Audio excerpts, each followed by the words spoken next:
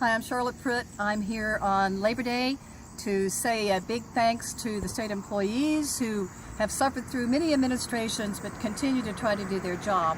I'm here also because of some of the latest developments in the state government, and I'm not very happy about that. And it's one of the reasons that when I was in the legislature in the House in the 80s and in the Senate in the 90s, that I was a strong supporter of collective bargaining for state employees. I've always spoken out about that, and it's because some of the latest things that are happening, that the DHHR has a new policy, and they're like verbal warning and a written reprimand do not allow for representation for a predetermined hearing, and they deny the right to due process to the candidate or the person doesn't. They're not allowed to have representation.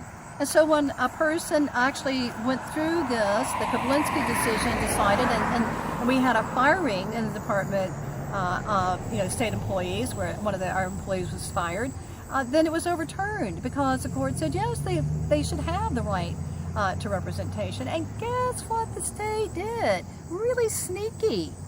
They said that we're going to have the Office of Health Facility Licensing and Certification or legal aid to come in. So we're really just a third party, so we don't have to take any responsibility.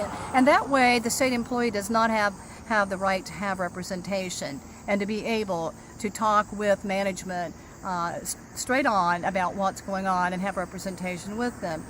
That's kind of sneaky, getting around being able to actually talk with and try to find an answer that to this hearing that will be favorable to the workers. It's really outrageous. I think this is so much why we need to have collective bargaining for our state employees. They are abused, they have overloaded casework, they have people coming in and being hired on top of other people. We have state employees who have suffered all kinds of abuse, and now they're not even allowed to be able to have representation at a hearing. They're going to have some other third party be there to represent the state or to get around being able to have a fair representation. That needs to be changed. And I'm running for governor of West Virginia, and I've always been an advocate for state employees for collective bargaining because I know what hard work they do, and I know how they've been abused in the past. I'm running for governor for November the 8th, and I ask you to vote November the 8th and stand by me as I've stood by you. When Charlotte Pruitt is governor of West Virginia, you know that you're going to have someone representing you.